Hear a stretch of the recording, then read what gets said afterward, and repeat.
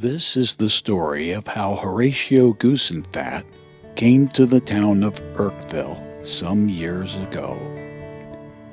Now, Horatio Goosenfat had a long-standing reputation, famous as a scoundrel, a man you would not trust with your daughter, your money, or your property. When he was very young, he started to preach. He was neither a religious man or a moral one, but he could preach, and he always managed to get people to do what he wanted. He amassed a fortune, but as his reputation grew as a scoundrel, he took on other ventures, all with great success. There was Goosenfat Motors, where he sold used cars. Goosenfat Real Estate, where he sold property that other agents could not or would not sell. There was Goosenfat Snack Food.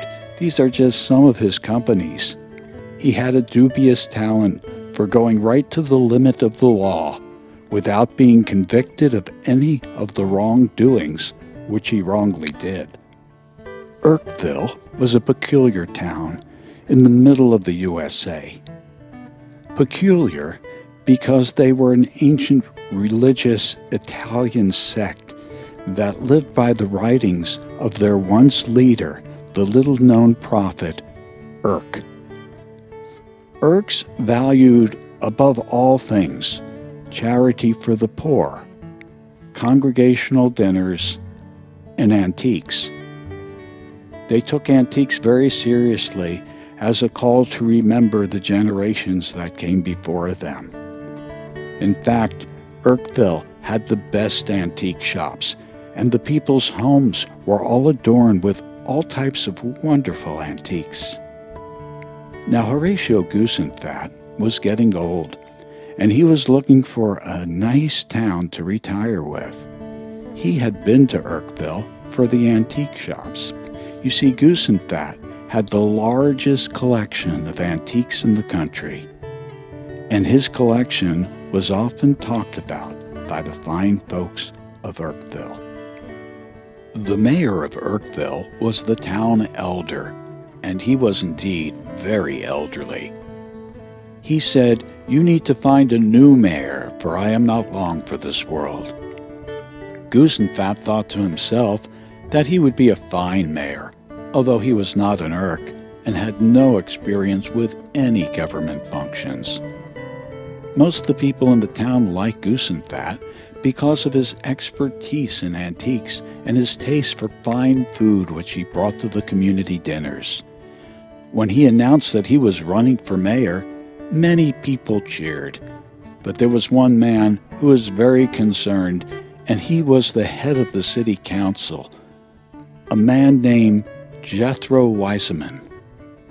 And Wiseman warned the people, "He is not one of us. He has a bad reputation, and we need to elect an Urk. Therefore, I will run in opposition to him as someone that you know and trust." Well, you can write the rest of this story because we can see what will happen next. Goosenfat brought in special political experts, the type of which the Urks had never seen before. They ruined Wiseman's good name and confused the fine people of Urkville so that they did not know what they knew, and they knew what they did not know. That's what politicians do to you. When the counting was all done, Goosenfat won the election. It wasn't long before things started to go bad. Public money was squandered, so there was no money for basic services. Goosenfat was getting richer while the people were getting poorer. Yet there were still some people who kept making excuses for their obviously corrupt mayor. Goosenfat only lasted one term, and then he moved to a different town. Someone else took on the job of rebuilding the town of Urkville. But the Urks were now divided, and their once nice town was now poverty-stricken. The moral of this story is always listen to old wise men. Jethro would agree. Until next time, see ya.